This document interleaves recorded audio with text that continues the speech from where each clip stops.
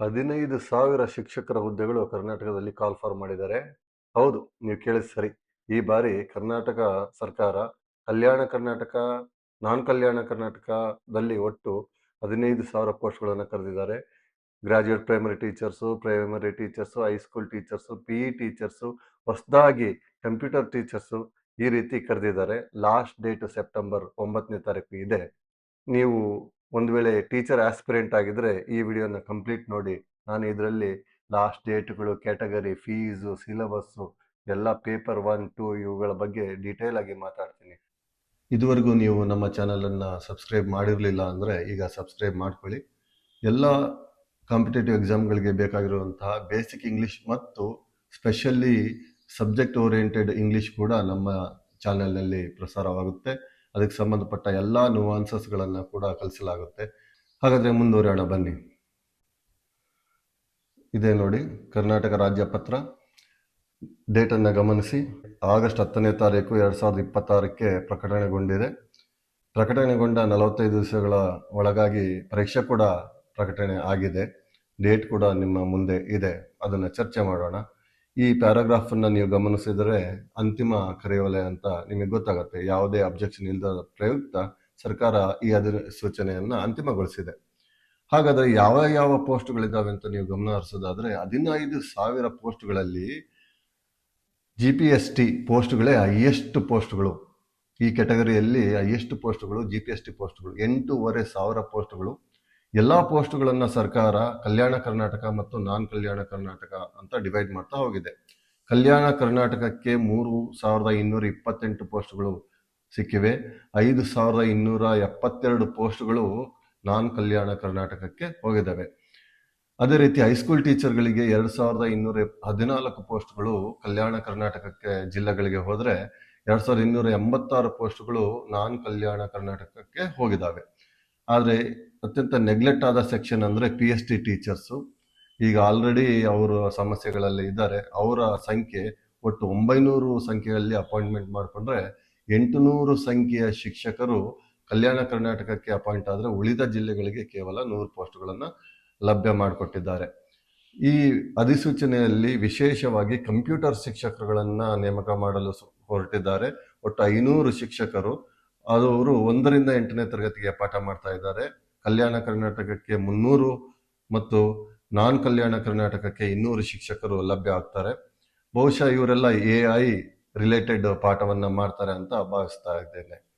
ದೈಹಿಕ ಶಿಕ್ಷಕರು ಗ್ರೇಡ್ 1 ಅಂದರೆ ಹೈಸ್ಕೂಲ್ಗೆ ಸಂಬಂಧಪಟ್ಟಂತೆ 450 ಟೀಚರ್ಗಳು ಅಪಾಯಿಂಟ್ ಆಗ್ತಾ ಇದ್ದಾರೆ.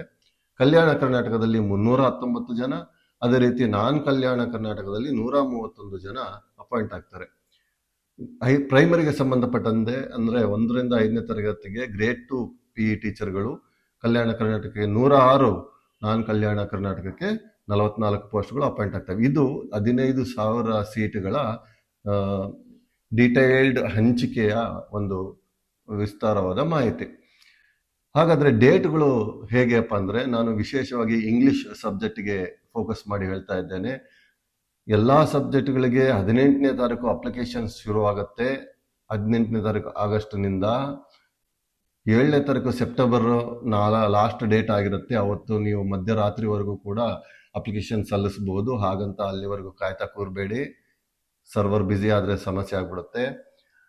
10ನೇ ತಾರೀಕು ಸೆಪ್ಟೆಂಬರ್ ನಿಮಗೆ ಆನ್ಲೈನ್ ಅಪ್ಲಿಕೇಶನ್ ಹಾಕಿರ್ತಿರಲ್ಲ, ಅದಕ್ಕೆ ಚಲನ್ ಕಟ್ಟುವ ಕೊನೆಯ ಡೇಟ್ ಆಗಿರುತ್ತೆ. ಮತ್ತು ಅವತ್ತೇ ಕೊನೆಯ ಡೇಟ್ ಯಾವುದಕ್ಕೆ ಅಪ್ಲೋಡ್ ಕೂಡ ಮಾಡೋದಕ್ಕೆ.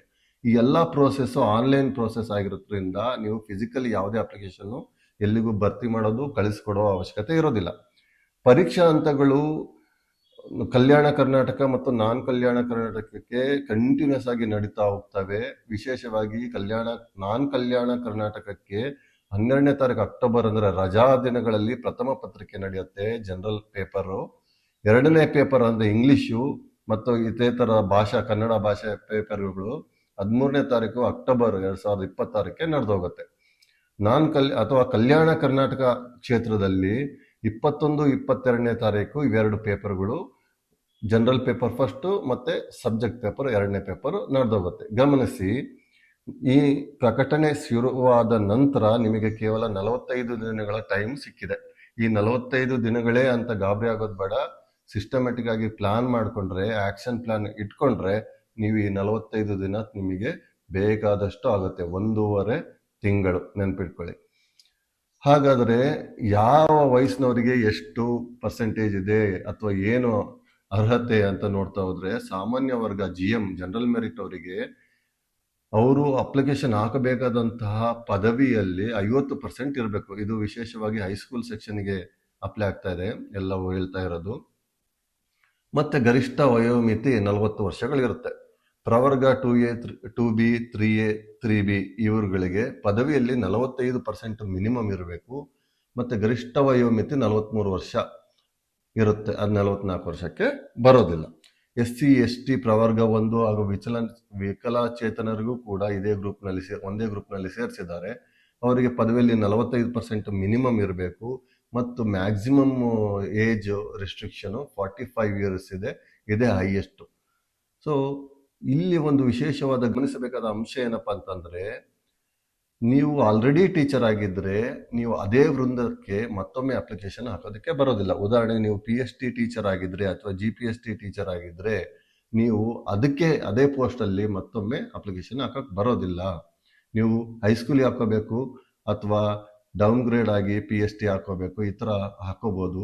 ಕಂಪ್ಯೂಟರ್ ಟೀಚರ್ ಈ ತರ ಹಾಕೋಬಹುದು. ಬಟ್ ಸೇಮ್ ಕ್ಯಾಟಗರಿಗೆ ಅಥವಾ ಕ್ಯಾಡರಿಗೆ ನೀವು ಅಪ್ಲಿಕೇಶನ್ ಹಾಕೋದಕ್ಕೆ ಬರೋದಿಲ್ಲ. ಜೊತೆಗೆ ಬೇರೆ ಬೇರೆ ಜಿಲ್ಲೆಯಲ್ಲಿ ಕೂಡ ನೀವು ಅಪ್ಲಿಕೇಶನ್ ಹಾಕೋಬಹುದು. ಬಟ್ ಫೈನಲ್ ಆಗಿ ಒಂದೇ ಜಿಲ್ಲೆಯನ್ನ ಸೆಲೆಕ್ಟ್ ಮಾಡಬೇಕಾಗತ್ತೆ ಪರೀಕ್ಷೆ ಬರೆಯೋದಕ್ಕೆ. ನಂತರ ಮತ್ತೊಂದು ವಿಷಯ ಅಂದ್ರೆ, ಇಲ್ಲಿ ಲಭ್ಯವಿರುವ ಎಲ್ಲಾ ಪೋಸ್ಟ್ಗಳಿಗೂ ಅಪ್ಲೈ ಮಾಡಬಹುದು. ಅಂದ್ರೆ ನಿಮ್ಮ ಪ್ರಸ್ತುತ ಕೇಡರ್ನ ಬಿಟ್ಟು ನೀವು ಆಲ್ರೆಡಿ ಟೀಚರ್ ಆಗಿದ್ರೆ. ಆದರೆ ಫೈನಲ್ ಆಗಿ ಒಂದೇ ಪೇಪರ್ ಅನ್ನ ಸೆಲೆಕ್ಟ್ ಮಾಡ್ಕೋಬೇಕಾಗತ್ತೆ. ಫೀಸ್ ಸ್ಟ್ರಕ್ಚರ್ 750 ಜನರಲ್ ಕ್ಯಾಟಗರಿಗೆ ಇರುತ್ತೆ ಪರ್ ಪೇಪರ್. ಒಂದಕ್ಕಿಂತ ಜಾಸ್ತಿ ಕಟ್ಟೋದಾದ್ರೆ 1100 ಚಿಲ್ಲರೆ ಅಮೌಂಟು ಇದೆ. ಇದನ್ನ ಗಮನಿಸಿ. SC ST ಗಳಿಗೆ ಇದಕ್ಕಿಂತ ಕಡಿಮೆ ಅಮೌಂಟ್ ಇದೆ.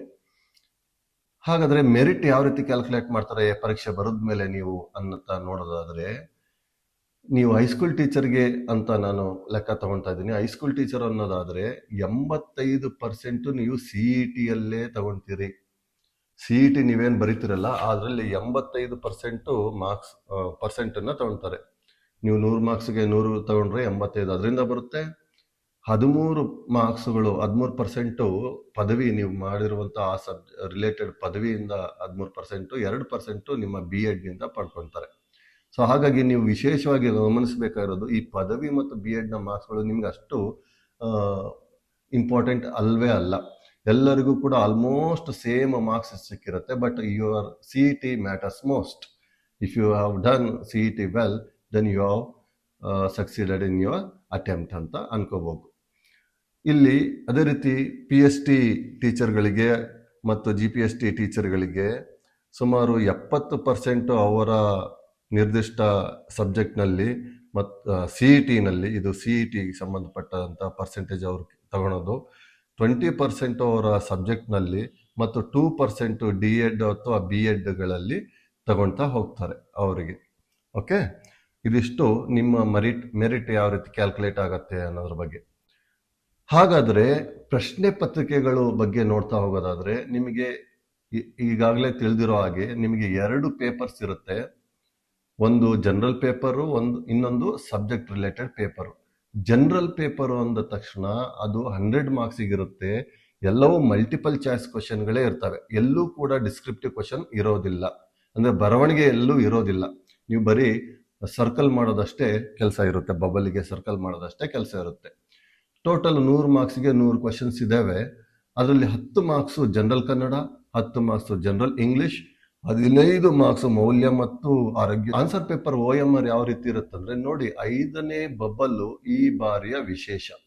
ಮೊದಲೆಲ್ಲ ನಿಮಗೆ ABCD ಅಷ್ಟೇ ಸಿಗ್ತಾ ಇತ್ತು, ಸರ್ಕಲ್ ಮಾಡ್ತಾ ಇದ್ರಿ ಯಾವ್ದೋ ಒಂದು 4ರಲ್ಲಿ ಒಂದು ಆಪ್ಷನ್. ಒಂದು ವೇಳೆ ಆನ್ಸರ್ ಗೊತ್ತಿಲ್ಲ ಅಂದ್ರೆ 4ನ್ನು ಖಾಲಿ ಬಿಟ್ಟು ಬರ್ತಾ ಇದ್ರಿ. ಈ ಸಾರಿ ಆತರ ಬಿಟ್ಟು ಬಂದ್ರೆ ನೀವು ಖಂಡಿತ ನಿಮ್ಮ ಮಾರ್ಕ್ಸ್ ಗಳನ್ನ ಕಳ್ಸ್ಕೊಳ್ತೀರಿ. ಈಗ ಹೊಸ ಬಬ್ಬಲ್ ಇಂಟ್ರೊಡ್ಯೂಸ್ ಮಾಡಿದರೆ, ಇದೇ ನಮ್ಮ ಗೇಮ್ ಚೇಂಜರು. ಈ ಅನ್ನೋ ಬಬ್ಬಲ್ ಒಂದು ಎಕ್ಸಾಂಪಲ್ ಮೂಲಕ ನೋಡ್ರಿ. ಸಿನಾರಿಯೋ 1ರಲ್ಲಿ ನಿಮಗೆ ಒಂದು ಆನ್ಸರ್ ಗೊತ್ತಿದೆ. ಸೊ ಒಂದು ಕ್ವಶನ್ಗೆ ಒಂದು ಆನ್ಸರ್ ಗೊತ್ತಿದೆ, ನೀವು ಯಾವುದೋ ಒಂದು ಇದಕ್ಕೆ ಸರ್ಕಲ್ ಮಾಡಿಬಿಟ್ರಿ ಅಥವಾ ಶೇಡ್ ಮಾಡಿದ್ರಿ. ಆ ಶೇಡ್ ಮಾಡಿರೋದು ಸರಿಯಾಗಿದ್ರೆ 1 ಮಾರ್ಕ್, ಸರಿಯಾಗಿಲ್ಲ ಅಂದ್ರೆ 0, ಮತ್ತೇನು ಲಾಸ್ ಇಲ್ಲ. ನಿಮಗೆ ಉತ್ತರ ಗೊತ್ತಿಲ್ಲ ಅಂತ ನೀವು ಬಿಟ್ರೆ, ಉತ್ತರ ಗೊತ್ತಿಲ್ಲ ಅನ್ನೋದಾದ್ರೆ ನೀವು ಈ ಅಂತ ಏನಿದೆಯಲ್ಲ ಬಬ್ಬಲ್, ಇದಕ್ಕೆ ನೀವು ಶೇಡ್ ಮಾಡಲೇಬೇಕು. ಆವಾಗ ನಿಮಗೆ ನೆಗೆಟಿವ್ ಮಾರ್ಕ್ಸ್ ಸಿಗೋದಿಲ್ಲ. ಒಂದು ವೇಳೆ ನಿಮಗೆ ಉತ್ತರ ಗೊತ್ತಿಲ್ಲ ಅಂತ ಎಲ್ಲಾ ಆಪ್ಷನ್ಗಳನ್ನು ನೀವು ಅದೇ ರೀತಿ ಖಾಲಿ ಬಿಟ್ರೆ, ಅದು ನೆಗೆಟಿವ್ ರಾಂಗ್ ಆನ್ಸರ್ ಅಂತ ಕನ್ಸಿಡರ್ ಮಾಡಿಕೊಂಡು 0.25 ಮಾರ್ಕ್ಸ್ ಹೊರಟೋಗ್ಬಿಡುತ್ತೆ.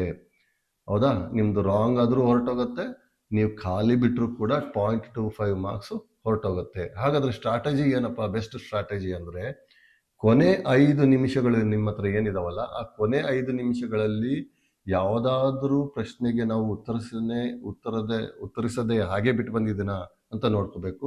ಮತ್ತೆ ಅದನ್ನು ಕಡ್ಡಾಯವಾಗಿ 5ನೇ ಬಬಲಿಗೆ ಶೇಡ್ ಮಾಡಿಬಿಡ್ಬೇಕು. ಮಾಡದೆ ಹೋದ್ರೆ ನಿಮ್ಮ ವಿನಾಕಾರಣ ನೆಗೆಟಿವ್ ಮಾರ್ಕ್ಸ್ ಕೌಂಟ್ ಆಗುತ್ತೆ. 4 ಪ್ರಶ್ನೆ ಈ ಥರ ಬಿಟ್ಟು ಬಂದ್ರೆ ಅಂದ್ರೆ 1 ಮಾರ್ಕ್ಸ್ ಹೊರಟೋಗ್ಬಿಡುತ್ತೆ. ಹಾಗಾದ್ರೆ ಪೇಪರ್ 2, ವಿಶೇಷವಾಗಿ ಇಂಗ್ಲಿಷ್ ಭಾಷೆ, ಇಂಗ್ಲಿಷ್ ಸಬ್ಜೆಕ್ಟ್ ನಿಮ್ದು ಆಗಿದ್ರೆ ಅದರಲ್ಲಿ ಏನು ಸಿಲೆಬಸ್ ಇದೆ ಅಂತ ಇವಾಗ ನೋಡ್ತಾ ಹೋಗೋಣ. ಸಿಲೆಬಸ್ಗೆ ಸಂಬಂಧಪಟ್ಟಂಗೆ ಎಂಟೈರ್ ಸಿಲೆಬಸ್ ನಾವು 6 ರೀತಿ ಡಿವೈಡ್ ಮಾಡ್ಕೋಬಹುದು. 6 ಅಂಶಗಳ ಮೇಲೆ ಅವರು ಪ್ರಶ್ನೆಗಳನ್ನ ಕೇಳ್ತಾರೆ. ಯಾವ್ದಾದಪ್ಪ 6 ಅಂಶಗಳು ಅಂದ್ರೆ, ರೀಡಿಂಗ್ ಕಾಂಪ್ರಿಹೆನ್ಷನ್,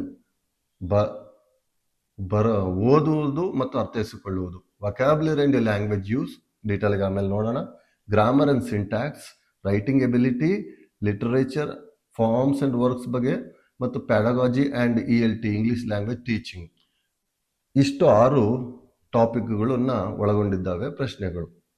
ಇಲ್ಲಿ ನೋಡಿ, MCQ ಪ್ರಶ್ನೆ, OMR ಶೀಟ್ MCQ ಬೇಸ್ಡೇ ಆಗಿದ್ರು ಕೂಡ ರೈಟಿಂಗ್ ಎಬಿಲಿಟಿಯನ್ನು ಟೆಸ್ಟ್ ಮಾಡ್ತಾರೆ. ನೀವು ಯಾವ ರೀತಿ ಬರೀತೀರಿ ಅಂತ, ಹೆಂಗೆ ಅನ್ನೋದು ನಾವು ಮುಂದೆ ನೋಡೋಣ. ಹಾಗಾದ್ರೆ ಮೊದಲನೇ ಕಾನ್ಸೆಪ್ಟ್ ಏನ್ ಕೇಳ್ತಾರೆ, ರೀಡಿಂಗ್ ಕಾಂಪ್ರಿಹೆನ್ಷನ್, ಓದುವ ಮತ್ತು ಅದನ್ನು ಅರ್ಥ ಮಾಡಿಕೊಳ್ಳುವ ಶಕ್ತಿ ನಿಮ್ಗೆ ಎಷ್ಟಿದೆ ಅಂತ ಟೆಸ್ಟ್ ಮಾಡ್ತಾರೆ. ಹೆಂಗ್ ಟೆಸ್ಟ್ ಮಾಡ್ತಾರೆ? ಒಂದು ಅನ್ಸೀನ್ ಪ್ಯಾಸೇಜ್ ಅನ್ನ ಕೊಡ್ತಾರೆ. ಇದುವರೆಗೂ ನೀವು ಯಾವುದೇ ಟೈಮಲ್ಲಿ ನೋಡಿರದೇ ಇರುವಂತ ಪ್ಯಾಸೇಜ್ ಕೊಡ್ತಾರೆ. ಅನ್ಸೀನ್ ಪ್ಯಾಸೇಜ್ ಏನಾಗಿರ್ಬೋದು? ಪ್ರೋಸ್ ಆಗಿರ್ಬೋದು, ಪೊಯಿಟ್ರಿ ಆಗಿರ್ಬೋದು, ಡೈಲಾಗ್ಸ್ ಆಗಿರ್ಬೋದು, ಕಾನ್ವರ್ಸೇಷನ್ಸ್, ಎಸ್ಸೆ, ಆರ್ಟಿಕಲ್ಸ್ ಆಗಿರ್ಬೋದು, ಅಥವಾ ರಿಪೋರ್ಟ್ಸ್ ಕೂಡ ಆಗಿರ್ಬೋದು. ಸೊ ಇದಕ್ಕೆ ನಿಮ್ಮ ಬೆಸ್ಟ್ ಸ್ಟ್ರಾಟಜಿ ಏನಪ್ಪಾ ಅಂದ್ರೆ, ನೀವು ಎಂಟೈರ್ ಪ್ಯಾಸೇಜನ್ನ ಕಂಟಿನ್ಯೂಸ್ ಆಗಿ ಓದ್ತಾ ಹೋದ್ರೆ ನಡೆಯೋದಿಲ್ಲ, ಟೈಮ್ ವೇಸ್ಟ್ ಆಗ್ಬಿಡುತ್ತೆ. You cannot achieve all the questions. Better ಏನಪ್ಪಾ ಅಂದ್ರೆ, ನೀವು ಇವೆರಡು ಟೆಕ್ನಿಕ್ಗಳನ್ನು, ರೀಡಿಂಗಿನ ಬೇಸಿಕ್ ಟೆಕ್ನಿಕ್ಗಳು ಏನಿದಾವಲ್ಲ ಅವೆರಡನ್ನ ಕಲ್ತಿರ್ಬೇಕು. ಒಂದು ಸ್ಕಿಮ್ಮಿಂಗ್, ಇನ್ನೊಂದು scanning. What is skimming? Skimming ಅಂದ್ರೆ ಯಾವುದೇ ಪ್ರಶ್ನೆಗೆ ಉತ್ತರ ಬೇಕು ಅಂದಾಗ ಡೀಟೇಲ್ ಆಗಿ ಓದೋದು, ಪ್ರತಿ ರೀಡಿಂಗ್ ಬಿಟ್ವೀನ್ ದ ಲೈನ್ಸ್ ಅಂತಾರಲ್ಲ ಆ ರೀತಿ ಮಾಡೋದು. ಅಥವಾ ನಿಮಗೆ ಬರೀ ಯಾವುದೋ ಒಂದು ವರ್ಡ್ ಬೇಕು, ಡೇಟ್ಸ್ ಬೇಕು, ಅಥವಾ ನೇಮ್ ಆಫ್ ದ ಪರ್ಸನ್ ಬೇಕು, ಪ್ಲೇಸ್ ಬೇಕು ಅಂದಾಗ ಸ್ಕ್ಯಾನಿಂಗ್ ಮಾಡ್ತೀರಿ, ಆ ಪದವನ್ನಷ್ಟೇ ಹುಡುಕ್ತೀರಿ. That is called scanning. ಈ ರೀತಿಯ ರೀಡಿಂಗ್ ಟೆಕ್ನಿಕ್ಸ್ ಗಳನ್ನ ನೀವು ಕಡ್ಡಾಯವಾಗಿ ಬಳಸ್ಕೋಬೇಕು, ಆಗ ಮಾತ್ರ ಸಕ್ಸಸ್ಫುಲ್ ಆಗಕ್ಕೆ ಸಾಧ್ಯ ಇದೆ. ನೆಕ್ಸ್ಟ್ ಯಾವ ರೀತಿಯ ಪ್ರಶ್ನೆಗಳು ಅಂದ್ರೆ, ವೊಕ್ಯಾಬ್ಯುಲರಿ ಮತ್ತು ಲ್ಯಾಂಗ್ವೇಜ್ ಯೂಸೇಜ್ ಮೇಲೆ ಪ್ರಶ್ನೆಗಳು ಬರ್ತವೆ. ನಿಮಗೆ ಶಬ್ದ ಜ್ಞಾನ ಎಷ್ಟಿದೆ ಮತ್ತು ಭಾಷೆನ ಯಾವ ರೀತಿ ಬಳಸಬಲ್ಲರಿ ಅಂತ ಟೆಸ್ಟ್ ಮಾಡೋದಕ್ಕೆ. ಗ್ರಿಪ್ ಎಷ್ಟಿದೆ ಅಂತ, ಬೇಸಿಕ್ ಗ್ರಿಪ್. ಫೌಂಡೇಶನಲ್, ಮೂಲ ಸಿಂಪಲ್ ಇಂಗ್ಲಿಷ್ ಬಗ್ಗೆ ಕೇಳೋದಾದ್ರೆ ಸ್ಪೆಲ್ಲಿಂಗ್ ಚೆಕ್ ಮಾಡ್ತಾರೆ. ಸೌಂಡ್ಸ್, ನಿಮಗೆ ಸೇಮ್ ಸೌಂಡ್ ಇರೋ ವರ್ಡ್ಗಳನ್ನು ಗುರುತು ಮಾಡಿ, ಅಥವಾ ರೈಮಿಂಗ್ ವರ್ಡ್ಸ್, ಸಿಂಬಲ್ಸ್, ಸಿಲಾಬಿಫಿಕೇಶನ್ ಅಂದ್ರೆ ಅದು ಡೆಫಿನೇಷನ್ ಕೇಳೋದಿಲ್ಲ, ಬಟ್ ಇದರಲ್ಲಿ ಎಷ್ಟು ಸಿಲಬಲ್ಸ್ ಇದಾವೆ, ಅದರಲ್ಲಿ ಎಷ್ಟು ಸಿಲಬಲ್ಸ್ ಇದಾವೆ ಅಂತ ಕೇಳ್ತಾ ಇರ್ತಾರೆ. ಮೊನೊಸಿಲಬಲ್ ಯಾವುದು, ಪಾಲಿಸಿಲಬಲ್ ಯಾವುದು, ಈ ರೀತಿ ಕೇಳ್ತಾ ಹೋಗ್ಬೋದು. ಸಿನಾನಿಮ್ಸ್, ಆಂಟೋನಿಮ್ಸ್, ಸಮಾನಾರ್ಥಕ ಪದಗಳು, ವಿರುದ್ಧಾರ್ಥಕ ಪದಗಳು, numbers, singular, plural, gender, masculine, feminine, common, neuter gender, ಈ ತರ ಕೇಳ್ತಾ ಹೋಗ್ತಾರೆ. ಅವುಗಳ ಮೇಲೆ ಕ್ವಶನ್, ಒಂದು ಮ್ಯಾಸ್ಕುಲೈನ್ ಕೊಟ್ಟು ಫೆಮಿನೈನ್ ಬರಿ ಅಥವಾ ನ್ಯೂಟರ್ ಜೆಂಡರ್ ಏನಾರು ಇದೆಯಾ ಅಂತ. ಅದೇ ರೀತಿ ಒನ್ ವರ್ಡ್ ಸಬ್ಸ್ಟಿಟ್ಯೂಷನ್, ಹಂಗಂದ್ರೇನು? ಯಾವುದೋ ಒಂದು ಸೆಂಟೆನ್ಸ್ ಕೊಡ್ತಾರೆ, ಅದಕ್ಕೆ ನೀವು ಬದಲಾಗಿ ಒಂದು ವರ್ಡ್ನಷ್ಟೇ ಚೂಸ್ ಮಾಡ್ಬೇಕು. For example, A person walking on A street, ಅದನ್ನ ಏನಂತ ಕರಿತೀವಿ? ಪೆಡಸ್ಟ್ರಿಯನ್ ಅಂತ ಕರಿತೀವಿ. ಸೊ ಈ ರೀತಿಯ ಒನ್ ವರ್ಡ್ ರಿಪ್ಲೇಸ್ಮೆಂಟ್ಸ್ ಕೇಳ್ತಾರೆ. ಹೋಮೋನಿಮ್ಸ್, ಹೋಮೋಫೋನ್ಸ್, ಸಮಾನ ಸೌಂಡ್ ಮಾಡುವಂತಹ ಪದಗಳು ಮತ್ತೆ ಒಂದೇ ರೀತಿ ಕಾಣುವಂತ ಪದಗಳು, ಸ್ಪೆಲ್ಲಿಂಗ್ ಇರುವಂತ ಪದಗಳು. ಅಫಿಕ್ಸಸ್ ಗಳ ಬಗ್ಗೆ ಕೇಳ್ತಾರೆ. ಪ್ರಿಫಿಕ್ಸಸ್, ಮೊದಲೇ ಸೇರ್ಸವು, ಸಫಿಕ್ಸಸ್ ನಂತರ ಸೇರ್ಸವು, ಇವುಗಳ ಬಗ್ಗೆ ಜಾಸ್ತಿ ಕೇಳ್ತಾರೆ. ಮುಖ್ಯವಾಗಿ ಪ್ರಿಫಿಕ್ಸ್ಗಳು ನಮಗೆ ತುಂಬಾ ಇಂಪಾರ್ಟೆಂಟ್. ಅದೇ ರೀತಿ ಇನ್ನು ಡೆಪ್ತ್ ಆಗಿ ಲ್ಯಾಂಗ್ವೇಜ್ ಬಗ್ಗೆ ಕೇಳೋದಾದ್ರೆ ಇಡಿಯಮ್ಸ್, ಫ್ರೇಸಸ್ ಗಳ ಬಗ್ಗೆ ಕೇಳ್ತಾರೆ. ಫ್ರೇಸಸ್ ಅಂದ್ರೆ ನಾನು ನನ್ನ ವಿಡಿಯೋಗಳಲ್ಲಿ ಇವುಗಳೆಲ್ಲ ಬಗ್ಗೆ ಸಪರೇಟ್ ವಿಡಿಯೋಸ್ಗಳಿವೆ ಇದ್ದಾವೆ, ಅವುಗಳನ್ನ ನೀವು ನೋಡ್ತಾ ಹೋಗ್ರಿ. ಕಲ್ಲೊಕೇಶನ್ಸ್ ಅಂದ್ರೆ ಜೋಡಿ ಪದಗಳು, ಪದೇ ಪದೇ ಜೋಡಿಯಾಗಿ ಬಳಸುವಂತ ಪದಗಳು. For example post man, post ಒಂದು ಪದ, ಮ್ಯಾನ್ ಅನ್ನೋದು ಇನ್ನೊಂದು ಪದ, ಇವೆರಡು ಒಟ್ಟಿಗೆ ಬಳಸ್ತೀವಿ. This is called collocation. Cloze test, ಬಿತ್ತ ಸ್ಥಳವನ್ನ ತುಂಬಬೇಕು. ಒಂದಿಷ್ಟು ಸ್ಟೋರಿ ಕೊಟ್ಟಿದ್ದಾರೆ, ಮಧ್ಯದಲ್ಲಿ ಒಂಚೂರು ಗ್ಯಾಪ್ ಇದೆ, ಅಲ್ಲಿ ಆಲ್ರೆಡಿ ಮಲ್ಟಿಪಲ್ ಚಾಯ್ಸ್ ಇದೆ, ಬೆಸ್ಟ್ ವರ್ಡ್ ಅನ್ನ ಚೂಸ್ ಮಾಡಿ ಬರೀರಿ ಅನ್ನೋ ತರ ಇರುತ್ತೆ. ಅನಾಲಜಿ ಅಂದ್ರೆ ನೀವು A is equal to B, so what is equal to C, ಆ ರೀತಿ ಕ್ವಶನ್ಗಳು ಬರ್ತವೆ.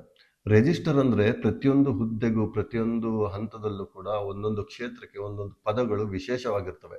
ಆ ಪದಗಳ ಜ್ಞಾನ ನಿಮಗೆ ಗೊತ್ತಿದೆಯಾ ಅನ್ನೋದ್ರ ಬಗ್ಗೆ ನಿಮ್ಗೆ ಇಲ್ಲಿ ಕ್ವಶನ್ಗಳು ಬರ್ತವೆ. ನೆಕ್ಸ್ಟ್ ಯಾವ್ದ್ರ ಬಗ್ಗೆ ಇದೆ ಅಂತಂದ್ರೆ ಗ್ರಾಮರ್. ನೋಡಿ, ಇದು ಗ್ರಾಮರ್ ನಿಮಗೆ ಕಂಪಲ್ಸರಿ ಗೊತ್ತಿರಲೇಬೇಕು. ಒಂದು ಭಾಷೆ ಮೇಲೆ ಅದರ ಗ್ರಾಮರ್ ನಿಮಗೆ ತಿಳುವಳಿಕೆ ಇರಲೇಬೇಕು. ಅದು ನೀವು ಟೀಚರ್ ಆಗುವಾಗ ಇದಂತೂ must and should. First parts of ಸ್ಪೀಚ್ಗಳ ಬಗ್ಗೆ ನಿಮಗೆ ಸಂಪೂರ್ಣ ಜ್ಞಾನ ಇರಬೇಕು. ನೌನ್, ಪ್ರೊನೌನ್, ಅಬ್ಜೆಕ್ಟಿವ್ಸ್, ಪ್ರಿಪೋಸಿಷನ್ಸ್, ಅವುಗಳ ಟೈಪ್ಗಳು, ಇವೆಲ್ಲದರ ಟೈಪ್ಗಳು. ಅದೇ ರೀತಿ adverbial use and position. Adverbs ಅಂದ್ರೆ ಏನು, ಅಬ್ಜೆಕ್ಟಿವ್ಸ್ ಅಂದ್ರೆ ಏನು, ಅವುಗಳು ಎಲ್ಲಿ ಯಾವ ಪೊಸಿಷನ್ ಅಲ್ಲಿ ಇರ್ತವೆ ಸೆಂಟೆನ್ಸ್ ನಲ್ಲಿ, ನೌನ್ಗಿಂತ ಮುಂದಿರ್ತವ, ವರ್ಬ್ಗಳ ನಂತರ ಇರ್ತವೆ, ಈ ರೀತಿ. Conjunctions, ಕೊಹಿಸಿವ್ devices. ಕಂಜಂಕ್ಷನ್ಸ್ ಅಂದ್ರೆ ಕೊಹಿಸಿವ್ ಡಿವೈಸಸ್ ಅಂದ್ರೆ ಜೋಡಣಾ ಪದಗಳು. ಒಂದು ಪದವನ್ನ, ಒಂದು ಸೆಂಟೆನ್ಸ್ ಅನ್ನ, ಒಂದು ಫ್ರೇಸ್ ಅನ್ನ ಜೋಡಿಸುವಂತ ಪದಗಳನ್ನ ಮತ್ತೊಂದರ ಜೊತೆಗೆ ಕೊಹಿಸಿವ್ ಡಿವೈಸಸ್ ಅಂತ ಕರಿತೀವಿ. ಅದೇ ರೀತಿ ಆರ್ಟಿಕಲ್ಸ್, ಎ ಅಂಡ್ ದ, ಇವು ಅಬ್ಜೆಕ್ಟಿವ್ಸ್ ಕೂಡ ಹೌದು. ಸೊ ಇವುಗಳ ಬಗ್ಗೆ ಕೇಳ್ತಾ ಹೋಗ್ತಾರೆ. ಕ್ರಿಯಾಪದಗಳ ಬಗ್ಗೆನೇ ಸಂಪೂರ್ಣ ಒಂದು ವಿಶೇಷವಾದ ಸೆಕ್ಷನ್ ಇರುತ್ತೆ. ಕ್ರಿಯಾಪದ ಯಾಕೆ ಇಂಪಾರ್ಟೆಂಟ್ ಅಂದ್ರೆ this is the engine of the sentence. ಇದು ನಡ್ಸ್ಕೊಂಡು ಹೋಗುತ್ತೆ, ಏನಾಗತ್ತೆ ಅನ್ನೋದು ಅದು ತಿಳಿಸ್ಕೊಡುತ್ತೆ ಒಂದು ಸೆಂಟೆನ್ಸ್ ನಲ್ಲಿ ಏನ್ ಕೆಲಸ ಆಗ್ತಿದೆ ಅಂತ. ಇದರಲ್ಲಿ ಟೈಮ್ ಬಗ್ಗೆ, ಟೆನ್ಸ್ ಬಗ್ಗೆ, ಫೈನೈಟ್ ವರ್ಬ್ ಅಂದ್ರೇನು, ನಾನ್ ಫೈನೈಟ್ ವರ್ಬ್ ಅಂದ್ರೇನು ಐಡೆಂಟಿಫೈ ಮಾಡೋದು, ಮಾಡಲ್ಸ್ ಅಂದ್ರೆ ಯಾವುದು, ಒಟ್ಟು 24 ಇದಾವಲ್ಲ, 44 ಸಮಥಿಂಗ್ ಇದಾವಲ್ಲ, ಅವುಗಳ ಬಗ್ಗೆ. ಆಕ್ಸಿಲರಿ ವರ್ಬ್ಗಳಂದ್ರೇನು, ಅವುಗಳ ಕೆಲಸ ಏನು, ಅವು ನೋಷನ್ ಏನು, ಅದ್ರ ಮೂಡ್ ಏನು, ಭಾವನೆ ಏನು ತೋರಿಸ್ತವೆ. ಟ್ರಾನ್ಸಿಟಿವ್, ಇಂಟ್ರಾನ್ಸಿಟಿವ್ ವರ್ಬ್ಗಳು, ಸ್ಟ್ರಾಂಗ್ ವರ್ಬ್ ಅಂದ್ರೇನು, ವೀಕ್ ವರ್ಬ್ ಅಂದ್ರೇನು, ಫ್ರೇಸಲ್ ವರ್ಬ್ಸ್ಗಳು ಯಾವ್ದ್ಯಾವ್ದು, ಅದ್ರ ಟೈಪ್ಗಳು ಯಾವ್ದ್ಯಾವ್ದು, ಇಷ್ಟು ನಿಮಗೆ ಡೀಟೇಲ್ ಆಗಿ ಗೊತ್ತಿರಬೇಕಾಗತ್ತೆ if you want to score more. Next topic ನಮ್ಮ ಇಂಗ್ಲಿಷ್ ನಲ್ಲಿ ಸಿಂಟ್ಯಾಕ್ಸ್ ಮತ್ತು ಟ್ರಾನ್ಸ್ಫಾರ್ಮೇಶನ್ಸ್ ಅಂಡ್ ಫೋನಾಲಜಿ. ಸಿಂಟ್ಯಾಕ್ಸ್ ಪದ, ಸೆಂಟೆನ್ಸ್ ನ ರಚನೆ ಯಾವ ರೀತಿ ಆಗಿದೆ, ಯಾವ್ದು ಮುಂದೆ ಯಾವ ನಂತರ ಬರುತ್ತೆ, ಒಂದು ಸೆಂಟೆನ್ಸ್ ಕೊಟ್ಟರೆ ಅದನ್ನ ಬೇರೆ ರೀತಿಯಾಗಿ ಯಾವ ರೀತಿ ಟ್ರಾನ್ಸ್ಫರ್ ಮಾಡ್ತೀರಾ. ಫೊನಾಲಜಿ, ವಾವೆಲ್ಸ್ ಅಂದ್ರೇನು, ಕಾನ್ಸನೆಂಟ್ಸ್ ಅಂದ್ರೇನು, ಡಿಪ್ತಾಂಗ್ಸ್ ಅಂದ್ರೇನು, ಕಾನ್ಸನೆಂಟಲ್ ಕ್ಲಸ್ಟರ್ ಅಂದ್ರೇನು, ಸಿಲಾಬಿಫಿಕೇಶನ್ ಹೆಂಗ್ ಮಾಡ್ತೀರಿ, ಸ್ಟ್ರೆಸ್ ಹೆಂಗ್, ಯಾವ ವರ್ಡ್ಗೆ ಸ್ಟ್ರೆಸ್ ಆಗ್ತೀರಿ, ರೈಸಿಂಗ್, ಫಾಲಿಂಗ್ ಇಂಟೋನೇಷನ್, ಇವೆಲ್ಲವೂ ನಿಮಗೆ ಸ್ಪಷ್ಟವಾಗಿ ಗೊತ್ತಿರಬೇಕು.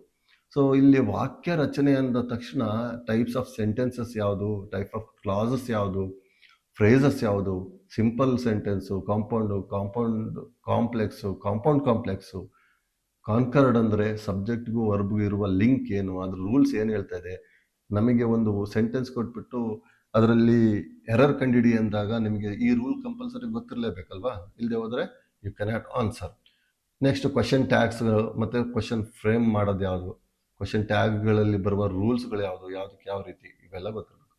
ಪಂಕ್ಚುಯೇಷನ್ ಇವು ಮತ್ತೆ error correction, figures of speech, ಇದಂತೂ ನಿಮಗೆ ಲ್ಯಾಂಗ್ವೇಜ್ ಅಂದಾಗ ಇವು ಬೇಸಿಕ್ ಮಾಹಿತಿಗಳು. ರೂಪಾಂತರ ಮಾಡುವಾಗ, ಟ್ರಾನ್ಸ್ಫರ್ ಮಾಡುವಾಗ ಡಿಗ್ರೀಸ್ ಆಫ್ ಕಂಪ್ಯಾರಿಸನ್ಸ್ ಬರ್ತವೆ. ಅಂದ್ರೆ ಪಾಸಿಟಿವ್, ಕಂಪ್ಯಾರಿಟಿವ್ ಮತ್ತೆ ಸೂಪರ್ಲೇಟಿವ್ ಡಿಗ್ರಿ. ಒಂದರಿಂದ ಇನ್ನೊಂದಕ್ಕೆ ಹೆಂಗೆ ಕನ್ವರ್ಟ್ ಮಾಡ್ತೀರಿ, ಯಾವ ರೂಲ್ಸ್ ಅಪ್ಲೈ ಮಾಡ್ತೀರಿ, ಇದೆಲ್ಲ ಗೊತ್ತಿರಬೇಕಾಗತ್ತೆ. ಆಕ್ಟಿವ್ ಟು ಪ್ಯಾಸಿವ್ ವಾಯ್ಸ್ಗಳನ್ನ ಕನ್ವರ್ಟ್ ಮಾಡೋದು, ಆಕ್ಟಿವ್ ಇಂದ ಪ್ಯಾಸಿವ್ಗೆ ಅಥವಾ ಪ್ಯಾಸಿವ್ ಇಂದ ಆಕ್ಟಿವ್ಗೆ. ಸ್ಪೀಚ್ಗಳ ಬಗ್ಗೆ ಇದೆ, ಡೈರೆಕ್ಟು, ಇಂಡೈರೆಕ್ಟು ಅಥವಾ ರಿಪೋರ್ಟೆಡ್ ಸ್ಪೀಚ್ಗಳ ಬಗ್ಗೆ ಇರಬೇಕು. ನಿಮಗೆ ಒಂದು ರೀತಿಯ ಸೆಂಟೆನ್ಸ್ನ ಈ ಪದಗಳನ್ನು ಬಳಸ್ಕೊಂಡು ಚೇಂಜ್ ಮಾಡೋದು ಹೆಂಗೆ ಅನ್ನೋದು ಕೂಡ ಗೊತ್ತಿರಬೇಕು. ಈಗ ಟು ಅನ್ನೋ ಒಂದು ಕ್ಲಾಸ್ ಅನ್ನ ಯೂಸ್ ಮಾಡಿಕೊಂಡು ಚೇಂಜ್ ಮಾಡೋದು, ಇನ್ನೊಂದು ಸೆಂಟೆನ್ಸ್ ನ ಚೇಂಜ್ ಮಾಡೋದು ಹೆಂಗೆ ಅನ್ನೋದ್ರ ಬಗ್ಗೆ ಕೂಡ ಕ್ವಶನ್ ಕೇಳ್ತಾರೆ. ನೆಕ್ಸ್ಟ್ ರೈಟಿಂಗ್ ಎಬಿಲಿಟಿಯನ್ನ MCQ ನಲ್ಲಿ ಟೆಸ್ಟ್ ಮಾಡ್ತಾರೆ. ಬರವಣಿಗೆಯನ್ನ ನೀವು ಯಾವ ರೀತಿ ಬರೆಯಕ್ಕೆ ಬರುತ್ತೆ ಅನ್ನೋದನ್ನ ಟೆಸ್ಟ್ ಮಾಡ್ತಾರೆ. ಅದು ಆಬ್ಜೆಕ್ಟಿವ್ ಟೈಪ್ ನಲ್ಲಿ. ಹೆಂಗಪ್ಪ ಅಂದ್ರೆ ಎಡಿಟಿಂಗ್ ಕೊಡ್ತಾರೆ, ಇದರಲ್ಲಿ ಏನು ಎರರ್ ಇದೆ ಕಂಡುಹಿಡಿಯಿರಿ, ಎಲ್ಲಿ ಎರರ್ ಇದೆ ಅದ್ರ ಬಗ್ಗೆ ನಿಮಗೆ ಕಂಡುಹಿಡಿಯಕ್ಕೆ ಹೇಳ್ತಾರೆ. ಇದಕ್ಕೆ ನಿಮಗೆ ಆಕ್ಚುಲಿ ಪಂಕ್ಚುಯೇಷನ್ಸ್ ಗೊತ್ತಿರಬೇಕು, ಪಾರ್ಟ್ಸ್ ಆಫ್ ಸ್ಪೀಚ್ ಗೊತ್ತಿರಬೇಕು, ಎಲ್ಲವೂ ಡೆಪ್ತ್ ಆಗಿ ಗೊತ್ತಿರಬೇಕು. ನೆಕ್ಸ್ಟ್ ಕಂಪೋಸಿಷನ್ಗಳಲ್ಲಿ ಎಷ್ಟು ಟೈಪ್ ಇದಾವೆ, ಗೈಡೆಡ್ ಯಾವುದು, ಫ್ರೀ ಕಂಪೋಸಿಷನ್ ಯಾವುದು, ಮತ್ತೆ ಕಂಪ್ಲೀಟ್. ಅದನ್ನ ಟೆಸ್ಟ್ ಮಾಡಿದೆ ಯಾವ ರೀತಿ, ಒಂದು ಸ್ಟೋರಿ ಕೊಟ್ಟು ನಿಮಗೆ ಕಂಪ್ಲೀಟ್ ಮಾಡಕ್ ಹೇಳ್ತಾರೆ, ಅದು ಗೈಡೆಡ್ ಆಗೋಯ್ತು. ಫ್ರೀ ಅಂದ್ರೆ ನೀವೇ ಒಂದು ಎಸ್ಸೆ ಬರಬೇಕು, ಅದು ಯಾವ ರೀತಿ. ಈ ರೀತಿಯ ಪ್ರಶ್ನೆಗಳು ಮಲ್ಟಿಪಲ್ ಚಾಯ್ಸ್ ಅಲ್ಲಿ ಬರ್ತವೆ. ಅದೇ ರೀತಿ ಪ್ಯಾರಾಗ್ರಾಫ್ ಬಗ್ಗೆ ನಿಮಗೆ ಸಂಪೂರ್ಣ ಜ್ಞಾನ ಇರಬೇಕು. ಎಷ್ಟು ಟೈಪ್ ಆಫ್ ಪ್ಯಾರಾಗ್ರಾಫ್ಗಳಿದ್ದಾವೆ, ಅವುಗಳು ಒಂದಕ್ಕೂ ಮತ್ತೊಂದಕ್ಕೂ ಇರುವ ವ್ಯತ್ಯಾಸ ಏನು, ಪ್ರತಿ ಟೈಪ್ನಲ್ಲಿ ಇರುವ ಸ್ಪೆಸಿಫಿಕೇಶನ್ಸ್ ಏನು ಗೊತ್ತಿರಬೇಕು. ಅನೇಕ ಟೆಂಪ್ಲೇಟ್ಗಳಿದ್ದಾವೆ ಇಂಗ್ಲಿಷ್ನಲ್ಲಿ. ಆ ಟೆಂಪ್ಲೇಟ್ಸ್ಗಳು ಅದರ ಫಾರ್ಮ್ಯಾಟ್ ಗೊತ್ತಿರಬೇಕು. ಅದು ಅದರಲ್ಲಿ ಬರುವ ಕಂಪೋನೆಂಟ್ಸ್ ಎಲ್ಲಿ ಬರುತ್ತೆ, ಹಿಂದೆ ಮುಂದೆ ಮಾಡಬಾರ್ದು, ಇದೆಲ್ಲದ್ದು ಬರ್ತವೆ. ಆ ಟೆಂಪ್ಲೇಟ್ಗಳಲ್ಲಿ ಲೆಟರ್ಸ್ಗಳಿದ್ದಾವೆ, ಪರ್ಸನಲ್ ಅಫಿಷಿಯಲ್ ಲೆಟರ್ಸ್ಗಳು, notice, messages, slogan, placards, advertisements, emails, ಇವೆಲ್ಲವೂ ಕೂಡ ರೈಟಿಂಗ್ಗೆ ಕಂಪೋಸಿಷನ್ಗೆ ಸಂಬಂಧಪಟ್ಟವು. ಅದೇ ರೀತಿ diary entry, essay, articles, profiles, reports. ಎಸ್ಸೆಗಳಲ್ಲಿ ಹಲವಾರು ಟೈಪ್ಗಳಿದ್ದಾವೆ. ಇವೆಲ್ಲವನ್ನ ಕೂಡ ಅವುಗಳ ಮೇಲೆ ಕಂಪಲ್ಸರಿ ಒಂದು ಕ್ವಶನ್ ಅನ್ನ ನೀವು ಎಕ್ಸ್ಪೆಕ್ಟ್ ಮಾಡಲೇಬಹುದು. ನೆಕ್ಸ್ಟ್ ಲಿಟ್ರೇಚರ್ ಬಗ್ಗೆ ನಿಮ್ಮ ಜ್ಞಾನವನ್ನ ಅಳಿತಾರೆ. ಲಿಟ್ರೇಚರ್ ಅಂದ್ರೆ ಪೋಯಿಟ್ರಿ ಇದೆ, ಪ್ರೋಸ್, ಡ್ರಾಮಾ ಇದಾವೆ, ವರ್ಕ್ಸ್, ಒಬ್ಬ ಫೇಮಸ್ ಆಥರ್ನ ವರ್ಕ್ಸ್ಗಳ ಬಗ್ಗೆ ಗೊತ್ತಿರಬೇಕು, ಮತ್ತು ಆ ವರ್ಕ್ಗಳನ್ನು ಯಾರು ಅನಾಲಿಸಿಸ್ ಮಾಡಿದ್ದಾರೆ ಕ್ರಿಟಿಕಲ್ ಆಗಿ, ಅದ್ರ ಬಗ್ಗೆ ಕೂಡ ಗೊತ್ತಿರಬೇಕು. ಸಾನೆಟ್, ಪೋಯಿಟ್ರಿ ಟೈಪ್ಗಳು ನಿಮಗೆ ಸ್ಪಷ್ಟವಾಗಿ ಗೊತ್ತಿರಬೇಕು. ಇವುಗಳು ಡೆಫಿನೇಷನ್ ಕೇಳದೆ ಹೋದ್ರು ಕೂಡ ಒಂದಕ್ಕೂ ಮತ್ತೊಂದಕ್ಕೂ ಇರುವ ವ್ಯತ್ಯಾಸವನ್ನು ಕೇಳ್ತಾರೆ. ಅಥವಾ ಒಂದು ಸ್ಮಾಲ್ ಪ್ಯಾರಾಗ್ರಾಫ್ ಅಥವಾ ಒಂದು ಓಡನ್ನ ಕೊಟ್ಬಿಟ್ಟು ಇದು ಓಡ, ಸಾನೆಟ, ಎಲಿಜಿನ, ಬ್ಯಾಲೆಡ, ಈ ತರ ಕ್ವಶನ್ ಕೇಳ್ತಾರೆ. ಅದೇ ರೀತಿ ಡ್ರಾಮ್ಯಾಟಿಕ್ ಮೊನಾಲಾಗ್ ಅಂದ್ರೆ ಏನು, ಅಥವಾ ಯಾವುದು ಡ್ರಾಮ್ಯಾಟಿಕ್ ಮೊನಾಲಾಗು, ಇದ್ರ ಬಗ್ಗೆ ಕೇಳ್ಬೋದು. ಅಲೆಗೋರಿ ಅಂದ್ರೇನು, ಅಬ್ಸರ್ಡ್ ಅಂದ್ರೇನು, ಅಬ್ಸರ್ಡ್ ಪೋಯಿಟ್ರಿ, ಬ್ಲಾಂಕ್ ವರ್ಸ್ ಅಂದ್ರೇನು, ಚಾಸರ್ನ ಅಲ್ಲ ಆ ಟೈಮಿಂದ ನಿಮಗೆಲ್ಲ ಗೊತ್ತಿರಬೇಕಾಗತ್ತೆ. ಸೊ ನೆಕ್ಸ್ಟು ಪೋಯಮ್, ಡ್ರಾಮಾ ಅಂದಾಗ ಅದರ ಸ್ಟ್ರಕ್ಚರ್ ಏನು, ಪ್ರೋಸ್ನ ಸ್ಟ್ರಕ್ಚರ್ ಏನು, ಡ್ರಾಮಾದ ಸ್ಟ್ರಕ್ಚರ್ ಏನು, ಕ್ಯಾರೆಕ್ಟರ್ಸ್ ಯಾವ ರೀತಿ ಐಡೆಂಟಿಫೈ ಮಾಡ್ತೀರಿ, ಡೈಲಾಗ್ಸ್ ಕೊಟ್ಬಿಟ್ಟು ಅದನ್ನ ಅನಾಲಿಸಿಸ್ ಮಾಡೋದು, ಸಾಲಿಲಕಿ, ಸ್ವಗತ, ಸ್ವಂತಕ್ಕೆ ಮಾತಾಡ್ಕೊಳ್ತಿರೋದು, ಆ ರೀತಿ ಡೈಲಾಗ್ ಕೊಡ್ತಾರೆ, ಅದನ್ನ ಅನಾಲಿಸಿಸ್ ಮಾಡಬೇಕು. ಡ್ರಾಮಾದಲ್ಲಿ ಬರುವ ಟೈಪ್ಗಳ ಬಗ್ಗೆ ನಿಮಗೆ ಗೊತ್ತಿರಬೇಕು. Tragedy drama, play, comedy, tragicomedy, allegory, absurd, ಇವೆಲ್ಲವೂ ಥಿಯೇಟರ್ಗೆ ಸಂಬಂಧಪಟ್ಟವು. ಅದೇ ರೀತಿ ಫಿಕ್ಷನ್, ನಾನ್ ಫಿಕ್ಷನ್, ಕಾಲ್ಪನಿಕ ಮತ್ತು ರಿಯಲ್ಗೆ ಸಂಬಂಧಪಟ್ಟವು. ಫಿಕ್ಷನ್ ಅಂದ್ರೆ ಕಾಲ್ಪನಿಕ. ಈ ರೀತಿಯ ಕಥೆಗಳು, ಶಾರ್ಟ್ ಸ್ಟೋರಿ, ನಾವೆಲ್ಸ್, ಇವೆಲ್ಲ ಇಲ್ಲಿ ಬಂದು ಹೋಗ್ತವೆ. ಇಲ್ಲಿ ನಿಮಗೆ ಅವುಗಳ ಒಂದು ಮೂಡು, ಅವುಗಳ ಸಬ್ಜೆಕ್ಟ್ ಏನು, ಅದ್ರದ್ದು ಸೆಟ್ಟಿಂಗ್ಸ್ ಎಲ್ಲಿದೆ, ಅಥವಾ ಅದು ಅಟ್ಮಾಸ್ಫಿಯರ್ ಏನು, ಈ ತರ ಕ್ವಶನ್ಗಳನ್ನು ಕೇಳ್ತಾರೆ. ಬಯೋಗ್ರಫಿ ಬಗ್ಗೆ ಕೇಳ್ಬೋದು, ಫೇಮಸ್ ಆಥರ್ಗಳದ್ದು ಬಯೋಗ್ರಫಿ, ಆಟೋಬಯೋಗ್ರಫಿಗಳ ಬಗ್ಗೆ ಕೇಳ್ಬೋದು, ಮತ್ತು ಅವರ ವರ್ಕ್ಗಳ ಬಗ್ಗೆ ಕೂಡ ಕೇಳ್ತಾರೆ. ಮತ್ತೆ ಅದನ್ನ ಯಾರು ಚೆನ್ನಾಗಿ ಕ್ರಿಟಿಕಲ್ ಆಗಿ ಅನಾಲಿಸಿಸ್ ಮಾಡಿದ್ದಾರೆ ಅನ್ನೋದ್ರ ಬಗ್ಗೆ ಕೂಡ ಕೇಳ್ತಾರೆ. ಉದಾಹರಣೆ ವರ್ಡ್ಸ್ ವರ್ತ್ ಇಂದು ಯಾರು, ಕಾಲ್ರಿಡ್ಜ್ ಇಂದು ಯಾರು ಅನಾಲಿಸಿಸ್ ಮಾಡಿದ್ದಾರೆ, ಈ ತರ ನಮ್ಮ ಬೇಸಿಕ್ ಇಂಪಾರ್ಟೆಂಟ್ ಪೋಯಿಟ್ಸ್ಗಳ ಬಗ್ಗೆ ನಿಮಗೆ ಚೆನ್ನಾಗಿ ಗೊತ್ತಿರಬೇಕು. ಯಾವುದೋ ಒಂದು ಪೋಯಿಟ್ನ ಎಕ್ಸ್ಟ್ರಾಕ್ಟ್ ಕೊಡ್ತಾರೆ, ಇದು ಯಾರು ಪೋಯಿಟ್ ಇಂದು ಅಂತ ಕೇಳ್ಬೋದು, ಅಥವಾ ಅದ್ರ ಬಗ್ಗೆ ಅದ್ರ ಮೀನಿಂಗ್ ಕೇಳ್ಬೋದು. ಪ್ರೋವರ್ಬ್ಸ್, ಗಾದೆ ಮಾತುಗಳು, ಇವುಗಳ ಬಗ್ಗೆನೂ ಕೂಡ ಕಂಪಲ್ಸರಿ ಕ್ವಶನ್ಗಳನ್ನು ಎಕ್ಸ್ಪೆಕ್ಟ್ ಮಾಡ್ಬೋದು. ನೋಡಿ ಎಷ್ಟು ವಾಸ್ಟ್ ಇದೆ ಸಿಲೆಬಸ್ಸು. ನಂತರ ಪೆಡಗಾಜಿ, ಪಾಠ ಮಾಡಲು ನಿಮಗೆ ಅದರ ಥಿಯರಿಗಳು ಗೊತ್ತಿದವ ಅಂತ ಕೂಡ ಕೇಳ್ತಾ ಹೋಗ್ತಾರೆ. ಥಿಯರೀಸ್ ಅಂದ್ರೇನು, ನೀವು ಬಿ ಎಡ್ನಲ್ಲಿ ಒಂದು ಕ್ಲಾಸ್ ರೂಮಲ್ಲಿ ಪಾಠ ಮಾಡೋಕ್ಕೆ ಎಷ್ಟು ಸ್ಟ್ರಾಟಜಿಗಳಿದ್ದಾವೆ, ಅವುಗಳ ಮಕ್ಕಳನ್ನ ಯಾವ ರೀತಿ ಅಪ್ರೋಚ್ ಮಾಡ್ತೀರಾ, ಯಾವ ಮಗುವನ್ನ ನೀವು ಯಾವ ರೀತಿ ಅಪ್ರೋಚ್ ಮಾಡ್ತೀರಾ ಅನ್ನೋದ್ರ ಬಗ್ಗೆ ತಿಳ್ಕೊಳ್ತಾ ಹೋಗ್ತಿರಲ್ಲ, ಅದೇ ಥಿಯರಿ, ಪ್ಯಾಡಗಾಜಿ ಅಂತ ಕರಿತೀವಿ. ಸೊ ಸೈಕಲಾಜಿಕಲ್ ಆಸ್ಪೆಕ್ಟ್ಗಳ ಬಗ್ಗೆ ಇದು ಒಳಗೊಂಡಿರುತ್ತೆ. ವಿಶೇಷವಾಗಿ ಒಂದು ಇಂಡಿವಿಜುವಲ್ ಮಗುವಿನ ಏನಾದ್ರು ಸಮಸ್ಯೆ ಇದ್ರೆ ಅದನ್ನ ಹೆಂಗೆ ಅಟೆಂಡ್ ಮಾಡ್ತೀರಿ, ಅಡೋಲ್ಸೆಂಟ್ಸ್ ಮಕ್ಕಳಿಗೆ ವಿಶೇಷವಾಗಿ ಹೈಸ್ಕೂಲ್ನಲ್ಲಿ ಯಾವ ರೀತಿ ಅವ್ರನ್ನ ಅಪ್ರೋಚ್ ಮಾಡ್ತೀರಿ, ಡಿಸಬಿಲಿಟಿ ಇರುವಂತ ಮಗುವನ್ನ ಯಾವ ರೀತಿ ಅಪ್ರೋಚ್ ಮಾಡ್ತೀರಿ, ಏನ್ ಸ್ಟ್ರಾಟಜಿ ಇದೆ ನಿಮ್ಮ ಹತ್ರ. ಅದೇ ರೀತಿ ಲ್ಯಾಂಗ್ವೇಜ್ ನಲ್ಲಿ ಬೇಸಿಕ್ ಕಾನ್ಸೆಪ್ಟ್ಗಳು ನಿಮ್ಗೆ ಎಷ್ಟು ಚೆನ್ನಾಗಿ ಗೊತ್ತಿದ್ದಾವೆ, LSR-Wಗಳು ಗೊತ್ತಿದಾವ, ಅವುಗಳನ್ನ ಟೀಚ್ ಮಾಡುವ ಸ್ಟೈಲ್ ಗೊತ್ತಿದಾವ, ರೈಟಿಂಗ್ ನ ಒಂದು ಯಾವುದೋ ಒಂದು, ಫಾರ್ ಎಕ್ಸಾಂಪಲ್ ಡೈರಿ ಎಂಟ್ರಿ ಯಾವ ರೀತಿ ಕಲಿಸ್ಕೊಡ್ತೀವಿ, ಈ ಸ್ಟ್ರಾಟಜಿಗಳು ಗೊತ್ತಿದಾವ. ಲ್ಯಾಂಗ್ವೇಜ್ ಫಂಕ್ಷನ್, ಲ್ಯಾಂಗ್ವೇಜ್ ಒಂದು ಟೂಲ್ ಆಗಿ ಕೆಲಸ ಮಾಡುತ್ತೆ, ಯಾವ ರೀತಿ ಅದು ಮನುಷ್ಯನ ಬೆಳವಣಿಗೆಗೆ ಒಂದು ಉಪಕರಣವಾಗಿ ಕೆಲಸ ಮಾಡುತ್ತೆ, ಇದ್ರ ಬಗ್ಗೆ ಗೊತ್ತಿದೆಯಾ. ನೆಕ್ಸ್ಟ್ ಗ್ರಾಮರ್, ಒಂದು ಭಾಷೆ ಕಲಿಸೋದಕ್ಕೆ ಒಂದು ಆಯುಧವಾಗಿ ಬಳಸ್ಕೋಬಹುದು, ಯಾವ ರೀತಿ, ಈ ರೀತಿ ಪ್ರಶ್ನೆಗಳು ಬರ್ತವೆ.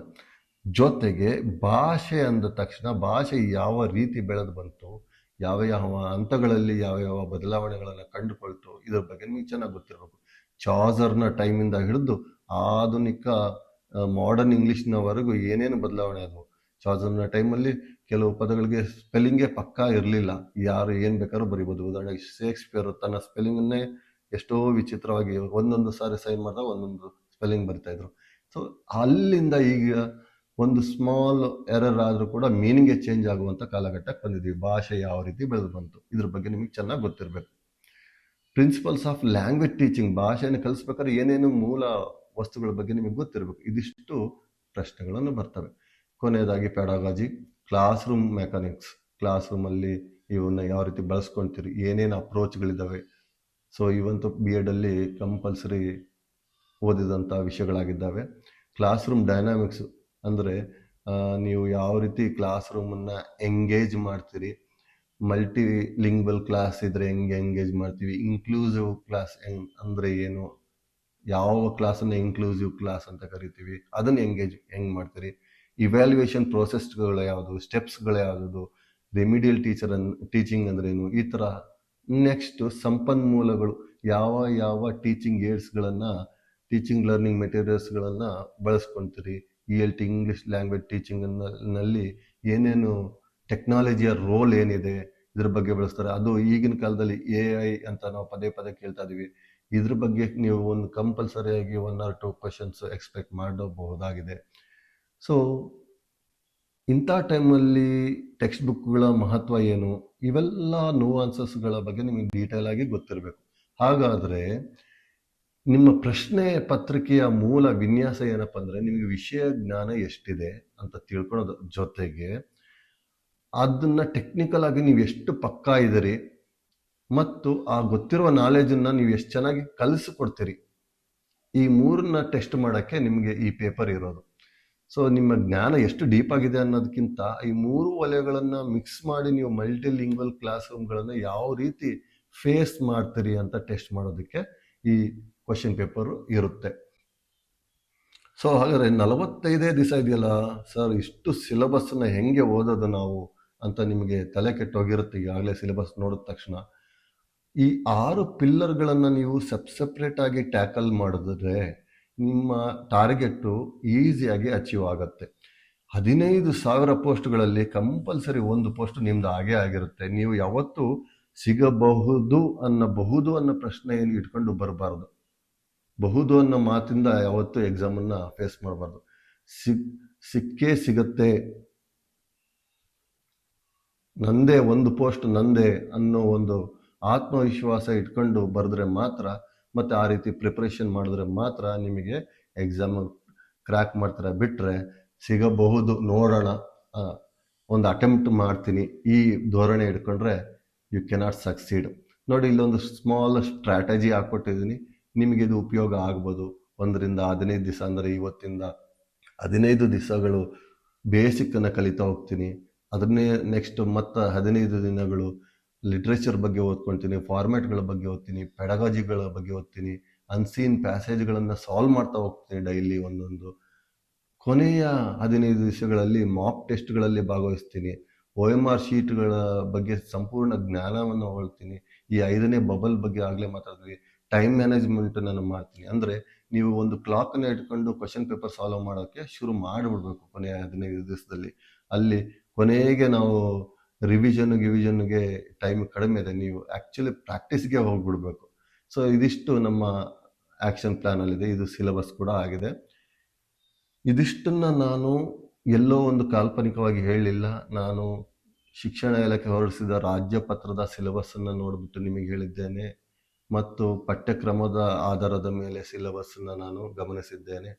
ಇಷ್ಟು ನಿಮಗೆ ಇಷ್ಟ ಆಗಿದ್ದರೆ, ಅನುಕೂಲ ಆಗಿದ್ದರೆ ಲೈಕ್, ಶೇರ್ ಆ್ಯಂಡ್ ಸಬ್ಸ್ಕ್ರೈಬ್ ಮಾಡಿ. ನಮ್ಮ ಚಾನಲ್ನಲ್ಲಿ ಬರುವಂತಹ ಗ್ರಾಮರ್ ರಿಲೇಟೆಡ್, ಸಬ್ಜೆಕ್ಟ್ ರಿಲೇಟೆಡ್ ವಿಡಿಯೋಸ್ಗಳನ್ನು ನಿರಂತರವಾಗಿ ನಿರಾತಂಕವಾಗಿ ನೋಡ್ಕೊಳ್ಳಿ.